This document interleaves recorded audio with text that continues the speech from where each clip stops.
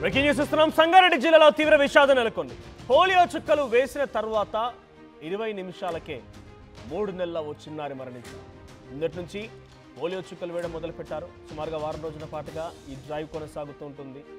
So polio నివారణ కోసం కొన్ని ఏండ్ల నుంచి, కొన్ని రోజుల నుంచి కూడా, అంటే కొన్ని సంవత్సరాల క్రితం నుంచి కూడా రాష్ట్ర ప్రభుత్వాలే స్వయంగా ఉచితంగా ఈ పోలియో చుక్కలు వేస్తూ ఉంటాయి.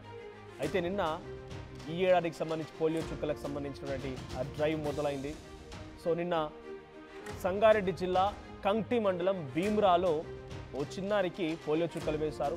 ఆ తర్వాత 20 నిమిషాలకే ఆ సదరు చిన్నారి మరణించాడు. ఊర్లో పోలియో చుక్కలు వేసుకొని ఇంటికి వచ్చామని చెప్పే తల్లి చెప్తోంది. ఆ చిన్నారి మరణించిన చిన్నారి తల్లి చెప్తోంది. అయితే ఇంటికి వచ్చాక వాంతి చేసుకున్నాడు. పాలు కూడా తాగకుండా గుక్క పెట్టి ఏడ్చాడు. ఏడ్చి కళ్ళు తేలేశాడు. కాళ్ళు చేతులు వెలువలా కొట్టుకొని మా కళ్ళ ముందే మా బాబు చనిపోయాడని చెప్పి ఆ 3 ఏళ్ల చిన్నారి తల్లి చెప్తున్న మాటలు డెఫినెట్గా మీ అందరికీ కంటని తెప్పిస్తాయి. పోలియో చుక్కలు వేస్తున్నారు కదా అని చెప్పి తమ బాబుకు వేయించాలని చాలా చక్కగా రెడీ చేసి పొద్దున్నే లేచిన తర్వాత మంచిగా తలకి నూనె పెట్టి మర్దన చేసి చిన్నపిల్లాడిని ఎలా తాళం చేపిస్తారు ఆ రకంగా స్నానం చేయించి నుదుటిన చుక్క పెట్టి బుగ్గకు చుక్క పెట్టి మంచిగా మంచి బట్టలు వేసుకొని తీసుకువెళ్ళి ఒక చిన్న చేతిలో ఆ చిన్న బాబుని ఒక టవాల్లో పెట్టుకొని తీసుకువెళ్ళి పోలియో చుక్కలు వేయించింది. ఇంటికి తీసుకొచ్చింది.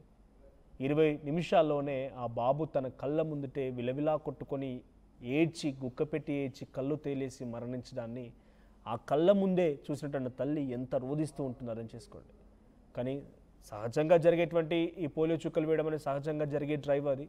మరి ఎందుకు ఆ బాబు అలా అయిపోయాడో తెలియదు. బట్ ఆ తల్లి మాటలు వింటూ ఉంటే మాత్రం డెఫినెట్గా కన్నీళ్ళు పెట్టాల్సింది. ఒకసారి ఆ చిన్న బాబు తల్లి ఏం చెప్పిందో చూద్దాం. నేను ఫోన్ అనుకున్నా, అయితే వాళ్ళు ఫోన్ చేసి పక్క వాళ్ళకి ఫోన్ చేసి రా అని అంటురని స్నానం చేపించి పోయిన తీసుకెళ్ళిన పడుకొని ఉన్నాడు. ఇట్లా లేపి ఇట్లా పట్టి 2 చుక్కలు వేసిండ్రు.